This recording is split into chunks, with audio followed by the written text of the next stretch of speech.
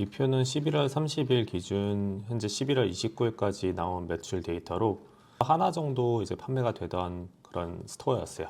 근데 이제 11월 12일 날 새로 상품을 등록하고 영원에서 이제 13일 날 리뷰 지인 찬스를 이용해서 리뷰를 작성했습니다. 그리고 이제 11월 14일부터 본격적으로 판매가 일어났고 11월 17일에 121만 4,200원 살짝 주춤했다가 다시 11월 23일 날 166만 원. 그래서 결론적으로 하나의 상품을 등록한 후 10일 만에 매출 1,000만 원 이상을 찍었습니다. 안녕하세요. 어쩌다 퇴사입니다. 사실 유튜브를 운영하는 사람으로서 상품 하나를 등록하고 그것이 일주일도 되지 않아서 매출 160만 원을 찍는다는 것 자체가 굉장히 매력적인 영상 포인트가 되고 바로 업로드를 할 생각도 있었지만 제가 영상 업로드를 조금 기다렸던 이유 중에 하나는 결과값을 보여드리고 싶었어요. 저 역시 2년 전에 온라인 사업에 뛰어들었고 그러다 보니까 지금 시작하시는 분들 입장에서는 과연 내가 온라인 사업을 시작해도 이런 결과를 낼 수 있을까라는 의구심을 가질 수 있고 저 역시 제가 스스로 이런 결과를 만들기 전까지는 그것에 대한 확신을 드릴 수 없기 때문에 우선은 결과값을 만들고 양질의 영상을 구독자분들께 전달하는 것이 더욱더 좋은 방법이라고 생각을 했습니다. 그래서 최근 영상 업로드 텀도 길어졌지만 이 결과값으로 지금 이 영상을 보시는 온라인 사업을 시작하시는 대표님들께서도 꼭 온라인 사업이 지금 시작하더라도 늦지 않았구나, 결과를 낼 수 있구나 라는 생각을 가지셨으면 좋겠습니다. 지금 살짝 매출이 떨어진 이유는 이렇게 판매가 잘 될 줄 몰라서 재고를 많이 구입하지 않았기 때문에 여러 가지 마케팅 수단들을 조금 줄이면서 그런 재고 관리를 하고 있기 때문에 매출이 조금 줄었지만 바로 이거는 재고가 입고되는 대로 매출이 더더욱 오를 것으로 예상되고 있습니다. 앞에서 말씀드린 것처럼 이 매출은 하나 상품 판매로 이뤄진 결과입니다. 여기 이 스토어 자체는 제가 여러 가지 상품을 테스트했던 그런 스토어이다 보니까 실질적으로 스토어 유입이나 스토어 찜이나 이런 것들이 많이 없던 스토어였고요. 이제 48개가 등록되어 있는 부분 역시 이전에 테스트성으로 등록했던 상품들이 대부분입니다. 하지만 현재 지금 매출을 내고 있는 이 상품은 하나라는 것을 이 표를 통해 보시면 아실 수 있을 거예요. 그럼 어떻게 이 상품을 판매할 수 있었는지 과정에 대해 한번 더 말씀드리도록 하겠습니다. 우선 저는 11월 초에 이 제품을 받고 제가 기존의 상품 소싱 관련한 영상에서 설명드린 것처럼 검색수가 굉장히 많았었고 실질적으로 스토어들이 판매를 많이 하고 있었기 때문에 이 제품을 가져와서 상세 페이지만 잘 만들고 추가적으로 마케팅 요소들만 잘 활용한다면 더 큰 매출을 낼 수 있다는 확신이 있었습니다. 그래서 저는 결론적으로 11월 초에 이 상품을 소싱을 했고 중국에서 사입을 했습니다. 아쉽게도 위탁 제품이 있었으면 위탁 제품으로 먼저 시작을 했었겠지만 저는 판매가 될 수 있다는 확신이 있었기 때문에 사입을 먼저 시작을 했습니다. 그리고 11월 12일에 이 상품이 도착을 했어요. 그때까지 저는 상세 페이지를 만들고 이 상품 등록을 위한 데이터들을 계속해서 모아놨습니다. 그리고 이 상품을 11월 12일에 등록을 하고 이전에 말씀드린 것처럼 11월 13일에 지인 찬스를 통해 리뷰 작성을 완료했습니다. 저도 사실 이 10일 넘는 기간 동안 상품을 소싱하고 상세 페이지를 만들고 매출이 하나도 없는 시기에 과연 이 제품이 판매가 될까라는 걱정이 아예 없었다고 하면 당연히 거짓말이겠죠. 하지만 결과적으로 기존에 제가 말씀드렸던 방법처럼 제대로 된 상품을 소싱하고 그거를 표현할 수 있는 상세 페이지를 잘 만들고 그리고 이 상세 페이지를 결국에 사람들에게 노출시키는 마케팅을 잘 한다면 충분히 판매될 수 있다는 확신은 있었기 때문에 여전히 확신은 있었던 상황입니다. 그리고 11월 14일 날 처음 이 상품이 판매가 됐어요. 그리고 나서 11월 15일 15만원, 11월 16일 23만원, 11월 17일 120만원, 그리고 11월 23일 166만원 이렇게 매출이 나는 과정들을 보면서 이 방법이 결국에는 변함이 없구나 라는 생각에 대한 확신이 생겼고 오랜만에 유튜브를 통해 이 영상을 전달드리기 위해서 준비했습니다. 앞서 설명드린 영상에서는 제가 시장 조사를 했고 그리고 시장 조사를 통해서 제품 판매 페이지를 만들었고 그리고 지인 찬스를 통해 리뷰를 작성했습니다. 그 다음에 어떠한 마케팅을 했는지까지는 구체적으로 말씀드리지 않았는데 이번에는 어떠한 마케팅을 했는지 좀 간단하게 설명드려 볼게요. 처음으로 저는 네이버 광고를 집행했습니다. 많은 분들이 아신 것처럼 네이버 광고가 효율성이 떨어질 수도 있어요. 하지만 그렇다고 해서 안 하는 것들은 절대 아니거든요. 특히 제가 이 제품을 봤었을 때 파워링크나 검색 광고를 제대로 하는 업체들이 없었습니다. 그렇다 보니까 이렇게 광고 효율이 잘 나올 수밖에 없었어요. 두 번째로 인스타 광고를 했습니다. 이렇게 들으시면 인스타 광고? 그거 어려운 거 아니야? 라고 하실 거예요. 저 역시 불과 1, 2년 전에는 인스타 광고 제대로 할 줄 몰랐습니다. 제 유튜브 채널 상단에 보시면 인스타 바로 가기가 있는데 저는 인스타 게시물도 잘 안 올리고 인스타도 잘 하는 사람이 아니에요. 하지만 인스타 광고는 계속해서 끊임없이 공부하고 발전시키다 보니까 이렇게 보시면 아시다시피 광고 클릭당 비용이 굉장히 적습니다.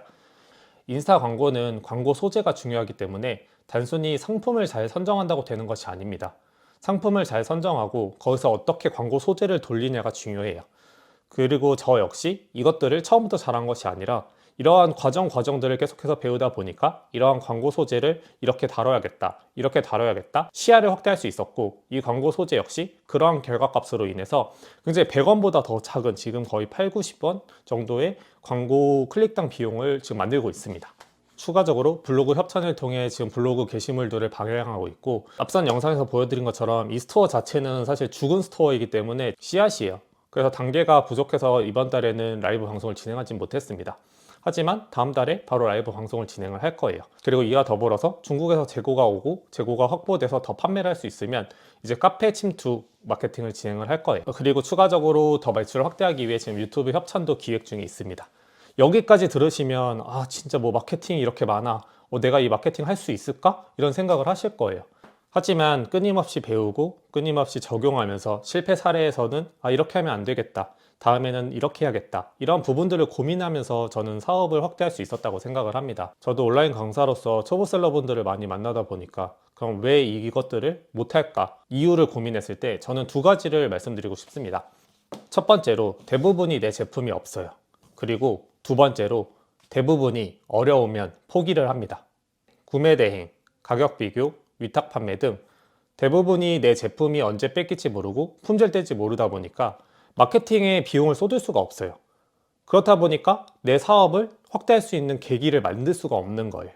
그렇다고 무조건 사입을 해야 하냐라고 질문하신다면 저는 위탁 상품도 결과를 충분히 만들 수 있다고 생각을 합니다. 저 같은 경우는 위탁 상품이 없었고 경험이 있기 때문에 사입으로 좀 더 공격적으로 투자를 했지만 위탁 제품이어도 충분히 마진을 조금 가져가는 대신에 내가 리스크를 줄이면서 사업을 확대해 나갈 수 있는 계기로 만들 수가 있습니다. 다만 남들처럼 똑같이 위탁 사이트에 있는 제품 그대로 가져와서 판매를 하는 것이 아니라 도매 사이트, 도매매나 도매국, 온채널 등 이런 사이트에서도 내 제품이 언제 품절될지 모른다라는 걱정만 없으면 마케팅 비용을 충분히 쏟을 수 있을 거예요. 그렇다면 단순히 그냥 상품을 가져와서 그냥 올리는 게 아니라 제조사에 전화라도 해보고 상품 문의에 내가 이 제품 계속해서 판매하고 있는데 안정적으로 공급이 가능하냐라고 물어보고 거기에 대한 답변을 얻는 이 과정 하나가 분명 그냥 상품을 가져다가 올리는 사람들과의 하나의 차이를 만드는 거예요. 단순히 도매 사이트에서 제품을 찾는 것이 아니라 직접 제조사나 구글링을 통해서 실제로 판매하는 그런 제품들의 도매처와 직접 컨택을 통해서 충분히 위탁 제품이라도 결과를 내시는 분들이 정말 많아요. 이 두 가지가 바로 다른 사람들보다 앞서 나갈 수 있는 방법입니다. 그러면 이제 두 번째 이유에 대해 말씀드려 볼게요. 두 번째는 어려우면 포기한다예요. 제가 남들보다 잘나서 마케팅 능력을 잘해서 이렇게 결과를 만들 수 있었을까요? 저는 절대 아니라고 말씀드리고 싶어요. 저는 이전에 회사를 다닐 때도 본업이 마케팅과 관련된 업무가 아니었고 실제로 쇼핑도 별로 하지 않습니다. 이전에 저도 상품 등록에만 집중을 할 때는 퇴근을 하고 하루에 5개 등록하지 않으면 난 게으른 거야 라고 생각을 하며 상품을 등록하는 강의만 들었었어요. 그러다 보니까 제가 할 수 있는 게 거기까지였던 거예요. 하지만 이러한 경험들을 통해서 단순히 이렇게 판매하는 게 아니라 내 사업을 확대할 수 있는 계기로 마련해야겠다라는 생각으로 사업의 방향성을 바꾸기 시작했습니다. 그러다 보니까 내가 어려운 것들을 하나하나씩 도전하면서 결국에 내 마케팅 수단, 내 마케팅 무기로 만들 수 있는 그런 계기들로 삼았어요. 예를 들어서 많은 분들이 내가 처음 시도한 마케팅이 블로그라면 계속해서 블로그만 글을 올립니다. 그리고 그것이 효율이 떨어진다면 일주일에 한 번 올리는 걸 2번, 3번, 4번 이렇게 늘려나갈 거예요. 하지만 그 효율이 떨어지는 이유에 대해 분석을 해야 돼요. 내 제품의 픽과 맞지 않는 블로그 글을 썼을 수도 있고 아니면 블로그 자체의 효율이 떨어졌을 수도 있어요. 또 다른 예로 내가 쇼핑 라이브를 새로 경험을 했어요. 아니면 쇼호스트를 고용해서 쇼핑 라이브를 시작을 했어요. 그래서 매출이 어느 정도 나다가 갑자기 매출 정체기가 옵니다. 그러면 일주일에 한 번 하던 쇼핑 라이브를 두 번, 세 번, 네 번 이렇게 늘려나가요. 왜냐면 나는 마케팅 수단을 써야 되니까요. 하지만 앞서 말씀드린 것처럼 쇼핑 라이브 자체가 이미 효율이 떨어졌을 수도 있고 내 제품 자체가 쇼핑 라이브 핏과 안 맞을 수도 있어요. 그거를 여러 번 한다고 해서 무조건 효율이 잘 나오는 게 아니니까요. 그러면 내가 최소한 여러 가지 마케팅 수단들을 배우고 그것들을 가져나가기 위한 노력을 해야 하는데 일단 이 배우는 것 자체가 사실 어렵잖아요. 그러니까 포기를 해버리는 거예요. 그렇기 때문에 내가 모르는 것이라면 끊임없이 배우고 그리고 또 실패할 수도 있어요. 그럼 실패 사례에서 내가 왜 어떤 것이 부족했는지 배워서 그것들을 성공 사례로 만들 수 있는 계기로 마련을 해야 합니다. 저 역시 평일에는 사업, 주말에는 강의로 시간이 많지는 않지만 최근 주말에 또 강의를 다녀왔어요. 제가 강의를 하고 있는 곳인 트렌드헌터의 프리미엄 셀러인 정현민 이사님의 강의를 듣고 왔는데 평소부터 너무 듣고 싶었고 그것들을 통해서 내가 부족한 부분을 학습해 나갈 수 있었습니다. 그러면 이렇게 생각을 하실 거예요. 너는 그래도 온라인 사업에서 어느 정도 경험이 있는데 왜 또 강의를 들으러 다니냐라고 생각을 하실 텐데 사실 이 부분이 굉장히 관점이 다르다고 저는 생각을 해요. 제가 예전에 초보셀러일 때는 사실 주변에 다 사람들이 초보셀러였어요. 그러다 보니까 이제 사업을 하는 방법도 똑같고 다 꾸준히 등록하고 또 그 상품명만 계속 바꾸고 내가 할 수 있는 것들만 하고 이런 단계들만 할 수 있었어요. 하지만 지금은 제가 온라인 사업에 들어와서 조금씩 결과를 내고 있기 때문에 아무래도 주변의 사람들이 결과를 내는 사람들이 점점 많아집니다. 잘 팔리는 셀러들 역시 계속해서 공부를 합니다. 단순히 강의를 듣는 것이 정답이 아니라 어떠한 부분에 대해서 새로운 것에 도전하고 공부를 해야 해요. 반대로 온라인 사업에 빠르게 진입해서 매출을 많이 내던 프리미엄 셀러들도 어느 순간부터 공부를 하지 않고 새로운 것에 익숙해지지 않는 순간 매출이 떨어지기 시작합니다. 그렇기 때문에 저는 온라인 사업은 계속해서 공부하고 학습하고 결국에 어려워도 배우려고 해야지 성장할 수 있다고 생각을 합니다. 남들이 하는 쉬운 것들만 따라간다면 결국에 나에게도 쉬운 것들은 남들에게도 쉬울 수밖에 없어요. 그런 사업들은 결국 오래 갈 수 없다고 저는 생각을 합니다. 저는 온라인 사업은 눈덩이와 같다고 생각을 합니다. 내 제품이 없고 판매 능력을 기르지 못한 채 남들이 똑같이 하는 사업만 계속 한다면 내 눈덩이를 키워 나갈 수가 없어요. 하지만 시간이 걸리더라도 내 제품이 생기고 그리고 내 제품을 통해 판매하는 능력들을 배우고 이것들을 적용한다면 나중에 이 눈덩이가 점점 불려 나가서 내 사업을 확대시킬 수 있는 계기가 될 수 있다고 생각을 합니다. 지금 온라인 사업을 하고 계신 대표님들 역시 단순히 시간을 쓰는 아르바이트보다 내가 이 사업을 하는 이유는 이 눈덩이를 불리고 싶고 사업을 확대하고 싶은 마음이 크실 거예요. 그렇기 때문에 편의점 알바, 배달 알바보다 내가 온라인 사업을 선택한 이유는 내가 잠자는 시간에도 돈을 벌 수 있고 나중에 사업을 확대할 수 있고 지금보다 더 에너지를 덜 썼더라도 지금 에너지를 쏟아서 나중에 결과값을 가져가기 위해 이 사업을 한다고 생각을 합니다. 제가 말씀드리는 게 편의점 알바나 배달 알바를 비하하는 것이 절대 아니에요. 저는 이것이 선택이라고 생각을 합니다.